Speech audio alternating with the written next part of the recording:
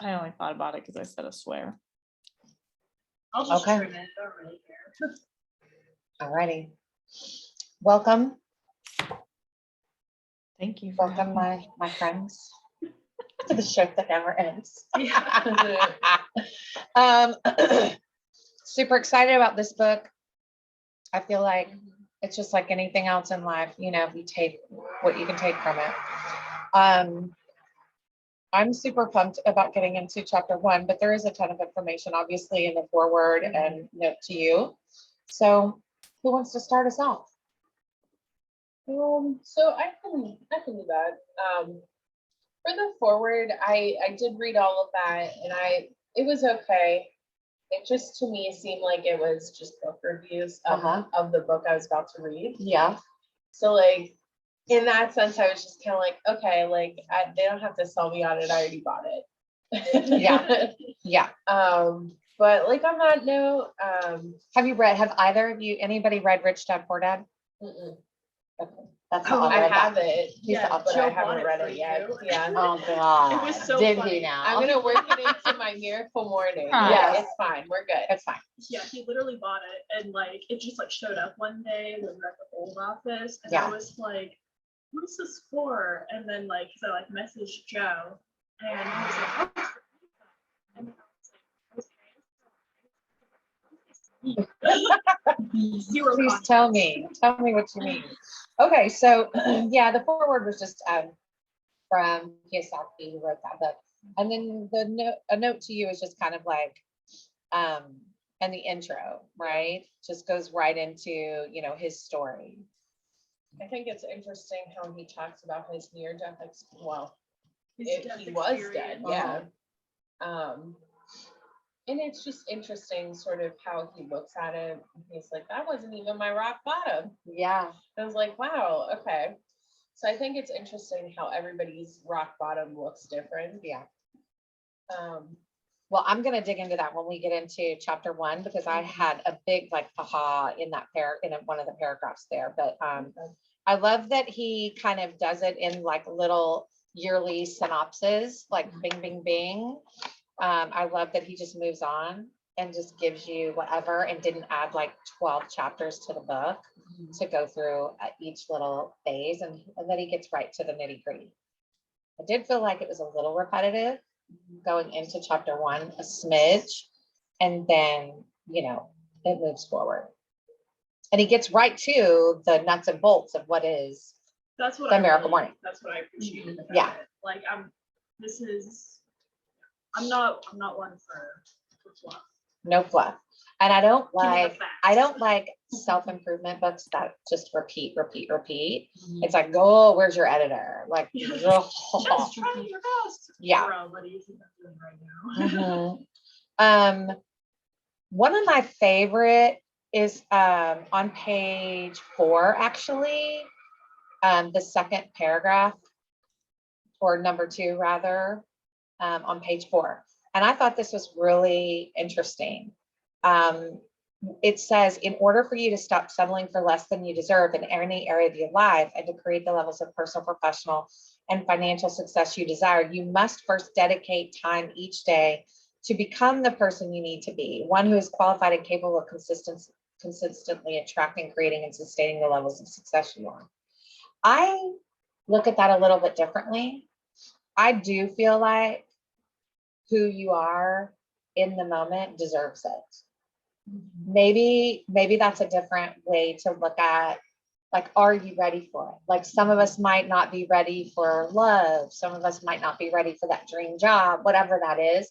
Obviously, preparation. Oprah says the definition of luck is when preparation meets opportunity. And so that resonated with me in a separate way. I felt like, no, like who you are today is deserving of the good things, of all that, who you are right now. But I do believe that once you start generating that energy in places that you want to attract, and I love that the Savor system hits on a bunch of different cylinders. Yeah. So I don't know. Does anybody else have something in that? I was gonna say for number 3 is like the how you wake up each day and your morning routine or lack thereof dramatically affects your level of success in every single area of your life. I mean, I did show up late this morning. I will be Calling honest with herself that. out. But like, you know, like yeah, I struggled to get out of bed this morning. So this is nice. And then I accidentally fell asleep again. Yeah, so that was my morning. Uh-huh. But it's like, you know, I feel like maybe that's like not to be like, oh, I'm the exception or anything like that, but it's like I just like, you know, like especially like with people together, it's like feel like I've been really successful for at least the past month, and I'm like, you know, like hitting goals or like doing the things, but it's not like I like have a very like productive morning. Like full transparency, my alarm goes off at 8:30. I probably finally get out of bed at 8. Oh, my alarm goes off at 8. I physically get out of bed at like 8:30ish, and then at 8:50 I drive to work, and that's how I start my morning. And that like in that order, I put on some pants and then I leave. Like there's no breakfast involved, there's no self-care involved, and then but so it's like I've been like having what this book would probably define as an awful morning. I don't do anything before I go to work, but then I do work and everyone's like, you're doing such a good job.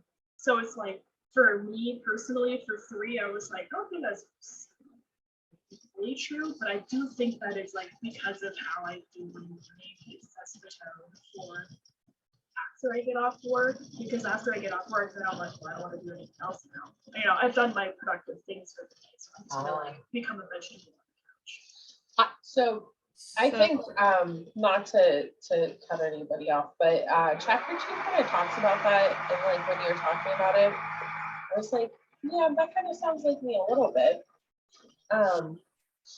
Where he's like, you know, going for it, he's like, maybe I can do this after work, and he's like, you know what, I know that that's sort of like my time to spend with my fiance, and I don't want to use that on personal development because it's limited. Mhm. And so he's like, can I just, you know, schedule it in the middle of the day? And it's like, I find myself doing that often where I'm like, okay, I'm going to do all these things after work. And then I get home and I'm like, I don't want to do anything. Yeah. So like, I just find personally that I'm in this sort of cyclical existence where I'm just like, okay, like during the day I have all this like go, go, go. And then I get home and I'm like, nah, that's okay. And so it just keeps getting put off and put off and put off. And then I'm just 2 months later, I'm like, wow, I meant to do that. And then you never do. So, What were you gonna say, Ally? yeah. I was just gonna say, so, you know, from experience, I've never, you know, I've never been a morning person, whatever. And that's 100% never been a morning person. And then just in my personal life earlier in the year, I felt like nothing else could go wrong. Like everything was just falling apart in my personal life. And I read this book and I was like, you know what? And Alana, 100%, I felt like I've acquired some amount of success. Like I'm doing well. And I roll out of bed in 10 minutes before my kids have to be at school and it's fine. And I'm like, you know what? But what if I just tried it? I'm just gonna try it. And so for all of the first half of this year, up until probably as Jennifer called me out, thankfully for her. Yeah, until maybe June, maybe. I would wake up exactly like you said. I woke up at 6 and then I was like, this is not enough. I have so many more things I want to get done. So I started waking up at 5 and I don't know that I'll wake up at 4. That feels like the middle of the night to me. And if we believe all of the scientific factual people that tell us, you know, we have like this much energy for brain power, and it's Mhm. in the morning. And if we use it when it's our strongest to get, and then it goes back to the one thing, like, what's the one thing we can do that is going to mean the most? So in the morning, and there's, having not done the miracle morning and having created my own kind of miracle morning, and now going back to not doing any sort of miracle morning, like I can in black and white write down the differences and can identify like how much less productive I am, how much worse I feel not waking up in the morning and getting all the things done, because I would wake up and I'd get the most important things done. I'd take a moment to meditate for myself. I'd listen to, 15 minutes of an Audible. I'd do whatever. And then by the time 6 o'clock came around, I was ready to kind of get some of these emails out of the way, check on all of my pipelines and all of my people. And by the time my kids are heading out the door for school, I'm like, excellent. I can go to yoga. I can go do whatever I want because I'm ready to go. And I've got all of the things done. And for me, in that moment, just waking up and getting that miracle morning done when my life was kind of crappy really made such a difference in my personal mindset and growth to like power through that. I think something I took away from what you were saying, a lot of this that he's telling us to do with the savers can really be considered as self-care. 100%. 100%. And I want to say, and I don't want to interrupt, but I'm interrupting. Go. This is not in my opinion, you functioned in the way that it functions for you. And in real estate, it's different because you've got all these things to catch up with, emails and tasks and stuff. Mhm. So it's different. This, in my opinion, let's just clarify this. In my opinion, this is not a do more crap book. This is literally about, I feel like if you're just waking up and going about your day, that's fine. But again, when you're done, you've given everything you've got, and then it's done. And so what I take away from this is how to truly carve out the most productive time of the day to ensure that before you plug into anybody else in your day, you have plugged into yourself first. Mhm. And even if it's just like that extra minute or whatever, I like that he first just does it in a 1 hour, 10 minutes, whatever, because that to me just felt like bite size, and it wasn't like emails weren't on there. I get you, and I feel that because it does feel good to get those out of the way early, but it's about something different. It is about like totally what you say in the self-care. Well, that's why I started waking up. Actually, like I did my hour, like from 5 to 6. That was my self-care, and then it was like, Yeah. I'm up and I'm ready to go and I feel great. And then I can tackle the things. It would I could get done so much in that next hour that would take me 4 hours to do in the day because I squirrel. I don't have the energy or the brain capacity. But that first hour for me of meditating, listening to an Audible, and just looking at a vision board or whatever, that just clears the day, because right then we plug into everyone else, like Jennifer, you were just saying, because then we plug into the kids and we plug into the office and the clients and the work and the things. But Yeah. that first Well, hour dictates. you go weeks and months and years, and you're like you said, what were those things that I wanted to accomplish for myself? And when I look back at the last 4 months, 3 months of this job in particular, I regret, there's just a ton of stuff. I'm an early bird too, but my downtime would be just literally TikTok probably and other just garbage, just to mind numb. And the truth is that when I look back at the summer, I'm like, I could have gone on nice walks and I could have spent more time with my son. I could have been more purposeful of what I was allowing into my day, so that when I look back at the job, it all felt super urgent. Right. And the truth is, what really feels urgent when you look back on your life is how you spent your time with yourself and with the people that you are. And so that, actually, I did want to go into one thing here. On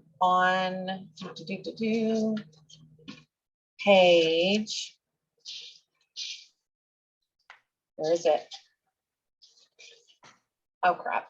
I can't remember if it's on that one or that one. Hold on. There was a conversation here. I thought I underlined it, where a comment that he made about that it was easier to have a broken body because he had Yet people in the everyone hospital, caring he had for the him. doctors, he had the family, because they're all like, this is something we can acknowledge. Right. And I just feel like there's a component in that whole paragraph that should be said out loud, which is mental health and how it's always just kind of buried. And a lot of people don't know what we're experiencing, when we're on the struggle bus. And so that resonated with me like 110%. I don't know about you guys, of just knowing that, like sometimes we may wish for whatever, because it will just like get the attention of other people so that they know that we're struggling. Yeah, I don't know. That really hit. I was gonna say that it was sort of similar for me. One of the parts that I thought was really poignant was when he's talking about creating a level 10 life, Yes. and just like reflecting on that, like on my own, I'm just like, I know I'm not in a level 10 on anything. You know what I mean? I probably don't even hit the 5 mark on those things. And so it's like, really, it sort of kicks you in the pants, and it's like, what do I have to do to get to a level 10? And what does that level 10 look like to me? Yes. I also feel like, and I'm going back to that first thing too, which was, it isn't about adding more crap to your to-do list. It really isn't. I think it needs to be a mind shift around, no, these are things that are going to make me feel good. Like these are things that are going to make me feel good. And I think sometimes when we look at lists like this, like the savers, what does silence, what is reading, what is affirmations? And I started thinking, oh, I'm going to do a vision board. You know what I mean? Which would be fun to do as a group, as like homework or something, would be to create a 1-page little something that would be fun to utilize throughout this process. Think about.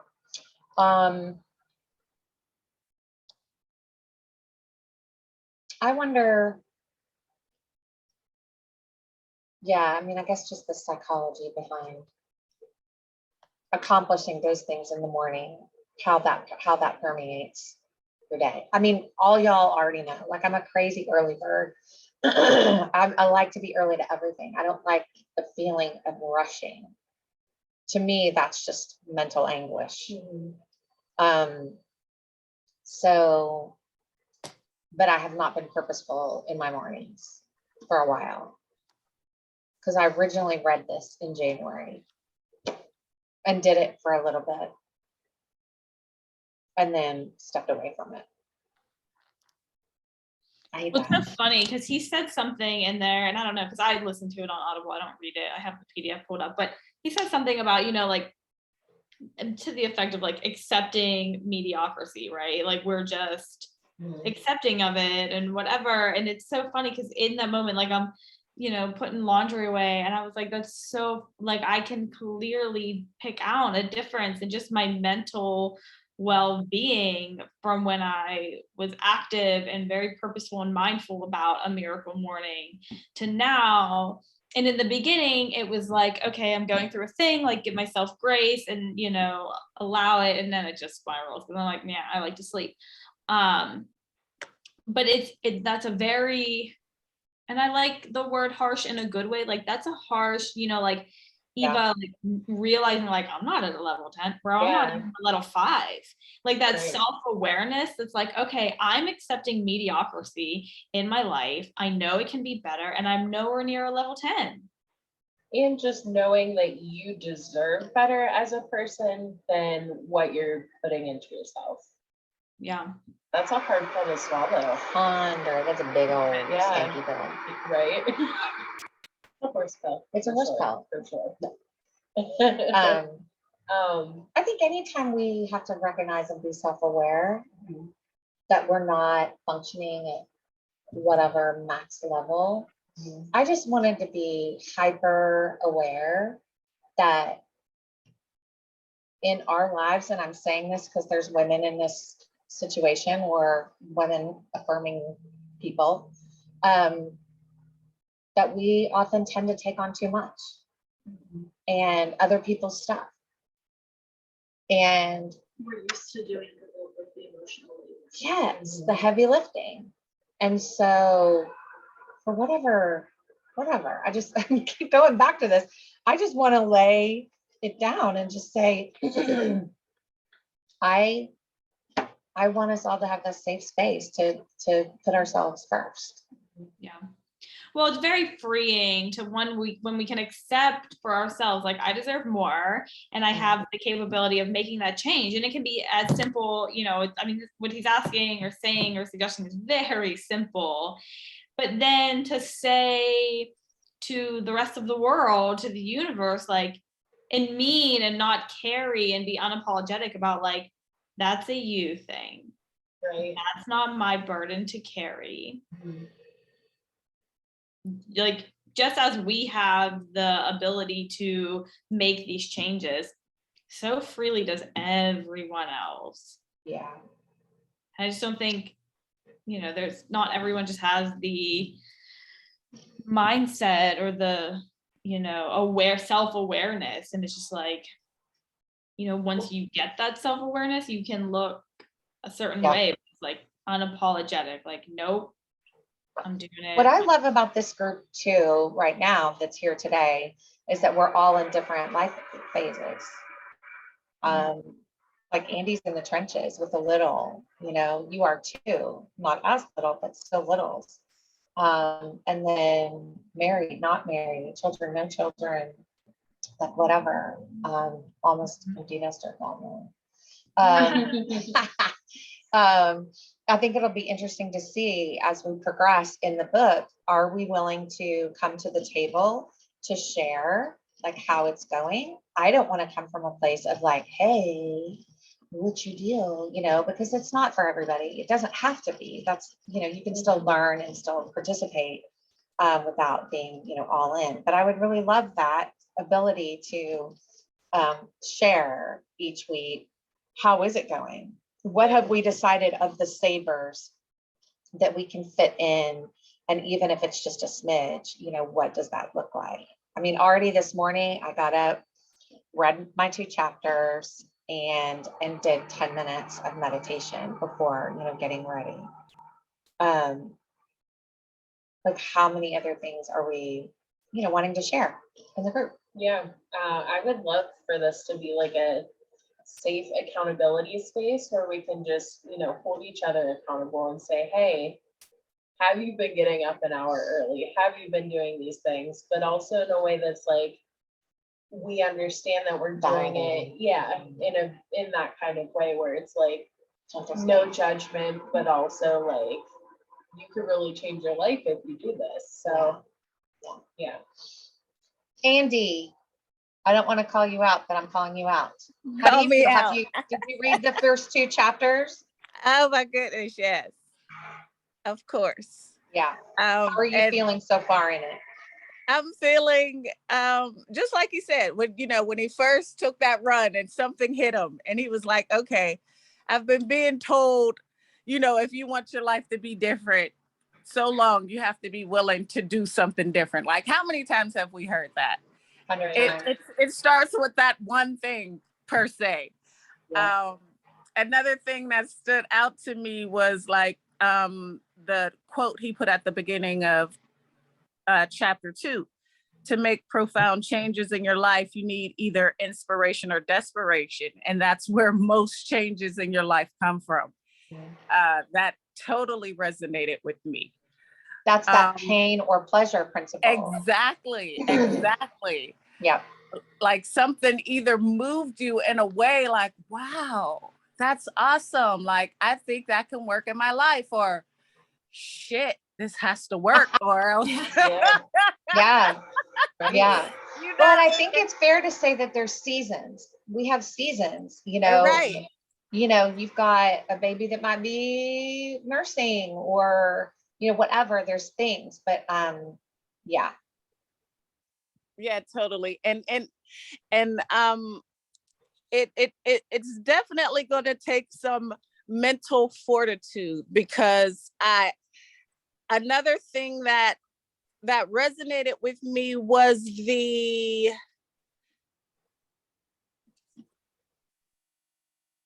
committing to making that change when you decide to overcome self-imposed. And they are self-imposed, because I tell myself, I tell my children, once you say it, once you put it out there, if you say, I can't do this, or it's hard, it's instantly hard, or you're instantly going to make every excuse not to be able to do it. And this self-defeating by saying you're not a morning person, it's only going to make the process harder. It's a manifestation. Yeah, exactly. He makes such a good point. Like when he talked about introducing it first with his coaching clients, it's just like, just do it for a week. We're not talking about a complete life change or whatever. You don't have to be like, but I say, like, I can commit to anything for a week. Like what kind of, or I get even worse. I'm like, what kind of person am I if I can't just commit to something for a few days? Like, really? I just did that with my It's not that painful. It's not that bad. All right. So yes, I'm super pumped. If But you're it's the mental willing, fortitude to go beyond that. yeah, if you're willing, I would be willing to share maybe a Google sheet. And if you felt comfortable, like adding your information in there, like that you are hopeful to be trying, and implementing in your life, the savers or whatever. And I'm just going to put like, how many weeks will this take us to get through the book? 5. So let's just I'm just going to put from now until when we think the book will finish. First week of October. The first week of October. And if you feel like logging in, feel free to do that. To me, I'm just going to use it as a self accountability thing. There will be no judgment. We're judgment free here. But yeah, I think it'll be interesting to see at the end of this, how we did. I'm down. Yeah. Cool. I'll create the Google sheet and zhuzh it a little bit and share it with you guys. Nice. Awesome. I'm excited about this book. Yeah. Too funny. All right. Y'all are like, woohoo. I feel like we talked about everything we could have though. So Yeah. do we have any like final thoughts between now and next week besides the Google sheet? Like, Yeah. I feel like starting for me with the 10-minute per thing is really going to be helpful, because I don't know. He described his or I think this is coaching client Katie, Mhm. who was like very hesitant to get up, and that's going to be me. I'm ready and willing to admit that, but I think starting small and doing the 10 minutes for each thing per day, like for 1 hour, I can manage. Yeah. You know what I mean? I'm going to try not to overthink it because I'm a structure girl and I like plans and I like to know my reading. What exercise am I doing? It's just like, I'm just like, I'm going to random hit YouTube yoga 10 minutes. I don't know. I'm just going to hit the first thing that comes up. Or just stretch for 10 minutes, whatever. So I'm going to, my vow is to not overthink it. Ditto. Because I'm a planner. It's so annoying. All right, everybody. Hope to see you, Andy. I don't know if you're coming to forms class or joining us via Zoom, but that starts in a half hour. I'll be on Zoom. In a half hour. Awesome. Yeah, I'll be on Zoom. Thank you, ladies, for showing up today. We appreciate you. Thank you for holding it. Yeah. Adios. Bye. Bye-bye.